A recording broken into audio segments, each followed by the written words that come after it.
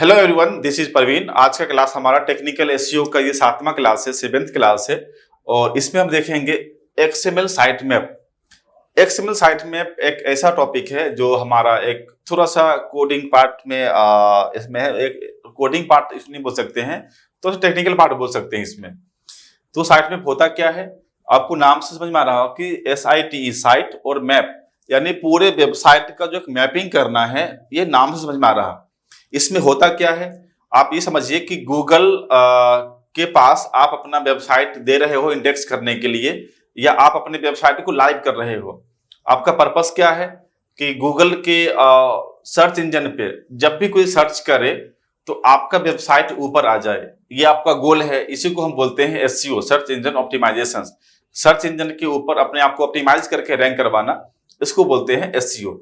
तो उसमें XML क्या हेल्प करेगा आपको, तो XML ये करेगा कि बिना इंडेक्स किए तो रैंक होगा नहीं गूगल पे, तो इंडेक्सिंग में ये हेल्प करता है। जैसे अगर आपके वेबसाइट में टोटल 30 पेज है, 30 पेज का वेबसाइट आपने बनाया, 30 पेज में 5-6 पेज आपका नेविगेशन मेनू जो बनाते हैं, मेनू बार लगाते हैं, उसमें लगा दिए। कुछ ऐसा पेज है जो नहीं शो हो रहा है वेबसाइट पे, लेकिन वेबसाइट के अंदर पेज है।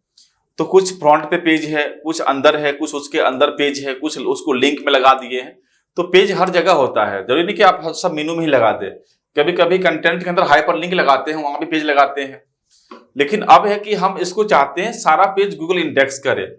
तो गूगल क्या करेगी, जब भी इसको हम अपलोड करेंगे उस पे गूगल पे, इसको हम लाइव करेंगे, तो गूगल का जो क्रॉलर है, गूगल का जो एक स्पाइडर है, वो घूमते रहता है नए नए कंटेंट को ऑब्जर्व करने के लिए कि नए नए कंटेंट कहाँ पे अपलोड हुआ है गूगल पे। जैसे वो कंटेंट अपलोड होगा, उसको स्कैन करेगा, उसको कंटेंट को क्वालिटी को देखेगा, सब समझेगा, उसका जो भी एल्गोरिदम है उसके अकॉर्डिंग काम करेगा, फिर उसको इंडेक्स करेगा।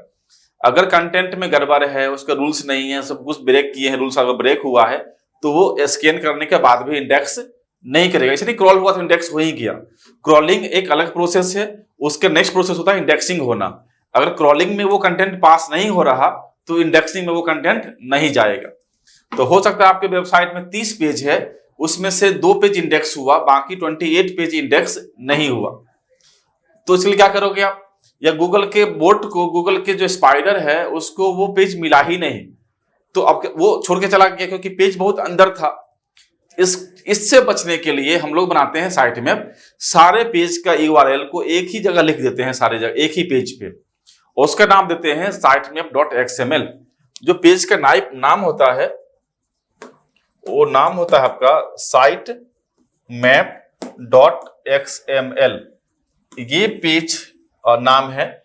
इस पेज को गूगल सर्च करती है।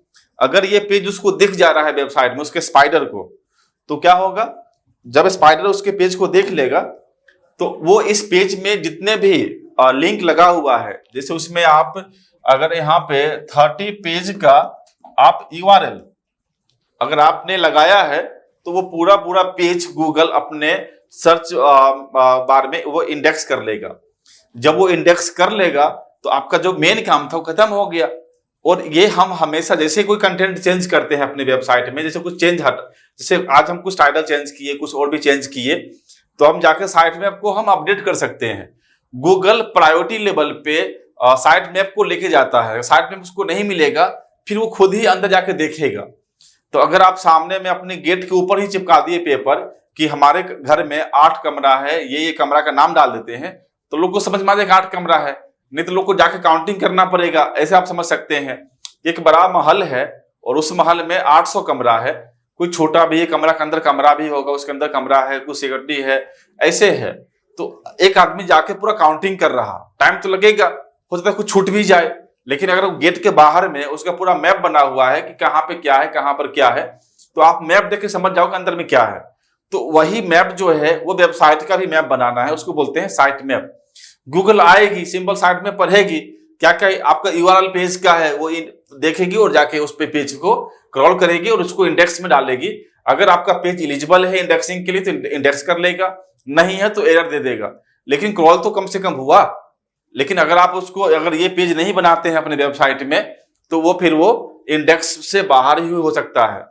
तो ये है, इसको अगर हम समझते हैं तो इन XML site map help search engine discover, search engine का जो डिस्कवर है या उसका जो क्रॉल है वो page that might not be found through normal crawling, अगर नॉर्मल क्रॉलिंग में अगर वो फाउंड नहीं हो पा रहा, सच डीप पेज, जैसे बहुत पेज ऐसा है कि पेज के अंदर पेज के अंदर पेज है, तो रिसेंटली एडेड कंटेंट या जो कंटेंट अभी अभी ऐड हुआ है उसको नहीं पढ़ पा रहा है, और page with few external link, ऐसा जो है कुछ एक्सटर्नल लिंक है उसको नहीं समझ पा रहा, इस केस में अगर आप साइट में यूज करते हैं तो ये दिक्कतें खत्म हो जाएगी, आप एक बहुत बड़ा प्रॉब्लम जो है वो सोल्व कर लोगे सिंपल साइट मैप बनाने के बाद।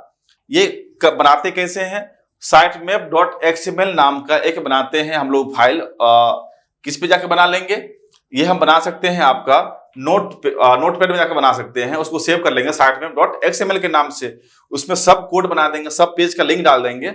उसके बाद इसको अपने वेबसाइट के अंदर रूट डायरेक्टरी फोल्डर होता है फाइल मैनेजर के अंदर में, उसमें जाके इसको अपलोड कर देंगे। उसके बाद हम साइट में वेरीफाई कर सकते हैं गूगल सर्च कंसोल में जाके। तो इसके लिए आपको गूगल सर्च कंसोल पे अकाउंट बनाना है, गूगल सर्च कंसोल पे जाके अकाउंट बनाना है, अकाउंट जीमेल से बन जाएगा, उसमें अपना डोमेन डालना है, वहां से वेरीफाई करवाना है, इससे क्लास अलग से हम बताएंगे उस गूगल सर्च कंसोल में। उसके बाद आप साइट मैप को वहां से अपडेट हमेशा कर सकते हैं, अपडेट करने में मुश्किल से 30 सेकंड भी नहीं लगता है, बस अपडेट पे क्लिक करना, अपडेट हो जाएगा, उसमें जो भी एरर आ रहा है एरर दूर कर दीजिए। तो यहाँ से एक बहुत बड़ा काम आपका हो जाएगा कि साइट मैप का अपडेट या गूगल सर्च कंसोल में जाके उसका एरर चेक करना, आपका वेबसाइट का हेल्थ चेक कर सकता है यहाँ से। अब आता है कि what is XML. XML site map is a file, एक ही फाइल है that list all the important page, ये एक लिस्ट बनाता है all important page of website to help search engine understand the site structure. छोटा लाइन, 2 लाइन में आपका डेफिनेशन समझ में आ जाएगा कि क्या करता है। एक फाइल है sitemap.xml नाम का फाइल बनेगा, उस फाइल में हम सारे पेज का जो इंपोर्टेंट पेज है उसके एक लिस्ट बनाएंगे, और ये लिस्ट क्या करेगा, हमारा सर्च इंजन जो है उसको अंडरस्टैंड कर लेगा और उसके अकॉर्डिंग वो उसको क्रॉल करेगा और उसको इंडेक्स करेगा। It's not meant for user but it vital SEO tools for search engine like Google, Bing and other. किसी भी सर्च इंजन के लिए ज्यादा इंपोर्टेंट है, यूजर के लिए फायदा नहीं पहुंचाएगा ये सर्च इंजन, जैसे आपका गूगल भी है, बिंग भी है, और भी सर्च इंजन है, उस पे जाके वो जब आपको कॉल करेगा तो वो आपके इसी फाइल को सर्च करेगा, ये फाइल उसको मिल जाएगा, उसको सारा काम आसान हो जाएगा और वो खुशी खुशी आपके पेज को पढ़ेगा और इंडेक्स करेगा। अब आता है की component of XML site map. XML site map में क्या क्या होता है आपका, एक तो होता है यूआरएल, जितना भी पेज का यूआरएल है आप उसको लोकेशंस दे सकते हैं। दूसरा होता है लास्ट मॉडिफाइड डेट, आप कब कब वो क्रॉल किया है वो डेट आपको समझ में आ जाएगा कि पेज कब लास्ट अपडेट हुआ है, आप वो उसको बता दीजिए, वो कॉल कर लेगा। Change frequency, how often page is likely to change hourly, daily, weekly, आप यहाँ पर ये भी सेट कर सकते हैं कि कितना जल्दी आप उसको इनवाइट कर रहे हैं रिक्वेस्ट क्रॉलर के लिए। प्रायोरिटी लेवल पे ले सकते हैं कि कौन सा पेज आपका ज्यादा प्रायोरिटी पे है, वो रैंकिंग फैक्टर में हेल्प करता है कि आप इस पेज को प्रायोरिटी लेवल पे लेकर चलिए, वो उसको हमेशा उसको इंडेक्स वो करते रहेगा। नेक्स्ट आपका benefit of site map, XML site map, क्या इसमें बेनिफिट क्या मिलेगा, यहां से बेनिफिट ये है आपका, हेलो, बेनिफिट ये है कि आपका क्रॉल जो एफिशिएंसी है वो बढ़ जाएगा, कंटेंट डिस्कवरी है वो आसानी से कर लेगा क्रॉलर, मेटा डाटा जो कंट्रोल है ये आपका आराम से हो जाएगा, you can provide additional information about each URL which can help search engine understand the content better. यह है कि हम इसमें अलग से मेटा टाइटल, मेटा डिस्क्रिप्शंस भी लगा सकते हैं, उसको बोलते हैं मेटा डेटा। क्या है कि जैसे एक तो यूआरएल हुआ, उस यूआरएल का क्या मेन टाइटल क्या है, मेन उसका डिस्क्रिप्शंस क्या है, ये भी उसके साथ हम ऐड कर सकते हैं। उसके बाद है आपका एरर आइडेंटिफिकेशंस, अगर आपका पेज में कुछ इशू है तो वो बताएगा यहाँ पे कि इस पेज में ये इशू है, इसमें बटन छोटा हो गया, इसमें कंटेंट डुप्लीकेट है, जो भी इशू है वो बताएगा। उसके बाद हम उस एरर को दूर करेंगे, फिर से इंडेक्स कर लेंगे। अगर आप ऐसे इंडेक्स में रिक्वेस्ट डाले हुए हैं और आपको पता ही नहीं है तो आप उसको एरर भी नहीं चेक करोगे, एरर मिलना अच्छा बात है, तो उसको हम एरर ठीक कर सकते हैं। प्रायोरिटी सिस्टम, आप यहाँ पे डायरेक्ट रैंकिंग तो फैक्टर नहीं है, लेकिन यहाँ पे प्रायोरिटी होता है कि मैं किस पेज को पहले इंडेक्स करवाता हूँ, उसको हमेशा ध्यान रखेंगे, उससे वो हमारा एक एसईओ में हेल्प कर देता है। तो यानी ये अगर पूछे आपसे कि एक्सएमएल क्या डायरेक्टली हेल्प करता है एसईओ में, तो नहीं, ये भी करता है, डायरेक्टली हेल्प करता है। क्यों? क्योंकि ये इंडेक्सिंग में हेल्प करता है। इंडेक्सिंग जब होगा तभी तो एसईओ रैंक करेगा, तो इंडेक्सिंग में डायरेक्ट बेनिफिट पहुंचाता है। गूगल के सर्च इंजन को हेल्प करता है आपके वेबसाइट को समझने में। तो अगर आपका वेबसाइट गूगल समझ रहा है और आपका कंटेंट बेटर है, आपका सब कुछ बेटर है, उसके अकॉर्डिंग आपका रिजल्ट मिलेगा। कभी कभी होता है ये कि मैं गलती तो नहीं किया हूं, लेकिन मैं फंस गया हूं, मुझे सजा मिल गया, मुझे जेन्युइन रिजल्ट चाहिए, मुझे कोई मेरे पास सबूत नहीं है, इस टाइप का जो मजबूरी होता है, सेम है। अगर आपने वेबसाइट में कंटेंट ईमानदारी से लिखा, आपने सब कुछ बढ़िया लिखा, लेकिन आपका रैंकिंग में नहीं आ रहा, तो उसमें जो सुधार है, उसमें जो करेक्शंस है, उसमें आपका एक्सएमएल हेल्प करेगा। तो एक्सएमएल क्या हेल्प करेगा? आपके कंटेंट को गूगल को पढ़ने में हेल्प करेगा। जब कंटेंट ओरिजिनल है तो गूगल पढ़ेगा, उसको फिर रैंकिंग में लेके आएगा। तो अगर गूगल नहीं पढ़ पा रहा है और आपने कंटेंट डाल दिया है, इसके बीच का जो गैप है उसको यहां पे ये कम कर रहा है।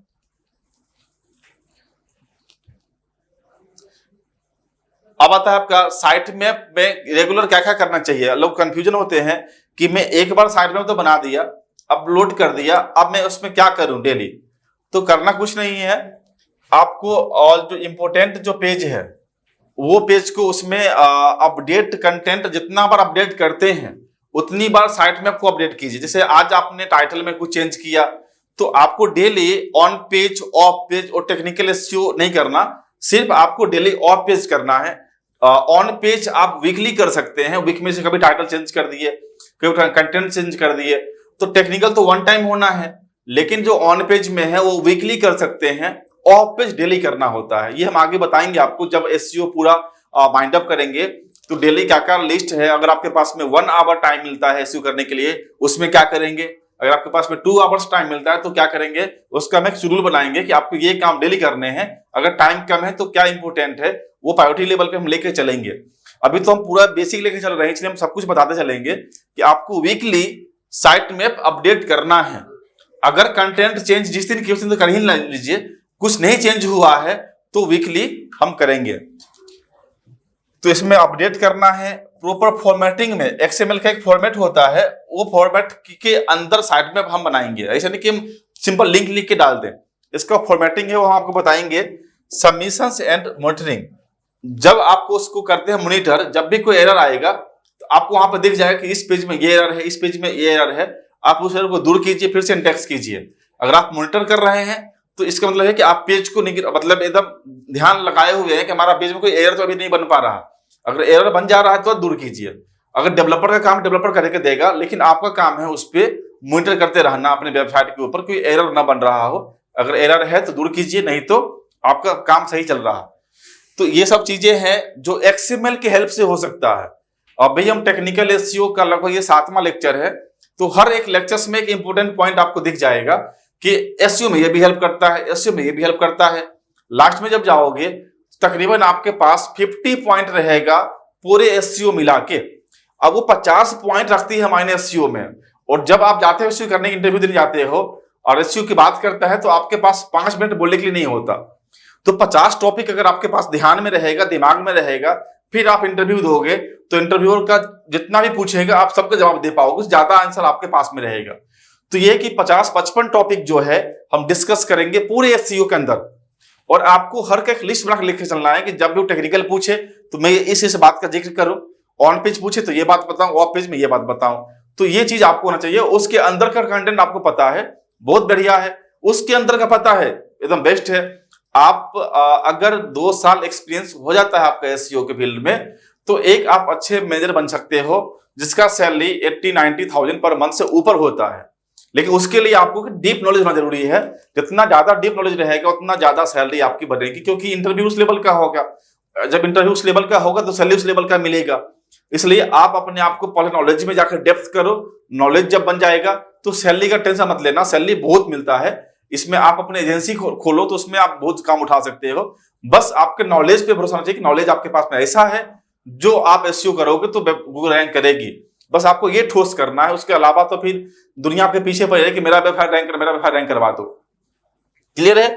कोई भी डाउट हो आप, ये नंबर है 8851104676, ये वेबसाइट है जिसपे हम लोग का कोचिंग का जो वेबसाइट है उसका जो डोमेन यही है। कुछ भी डाउट है, कुछ भी आपको अगर पूछना है, आप कॉल मैसेज कर सकते हैं और पूछ सकते हैं। ठीक है, तो हम मिलेंगे नेक्स्ट क्लास में। तो ये 7वां लेक्चर था, ये लेक्चर अभी चलेगा और ये पूरा लेक्चर आपका टेक्निकल एसईओ के अंदर चल रही है। अभी ऑन पेज और ऑफ पेज बचा हुआ है। यदि आप ये वीडियो आज देख रहे हैं, इससे पहले जो वीडियो है आप वो भी देखिएगा, तो आपको ज्यादा बेहतर मिलेगा, नॉलेज मिलेगा।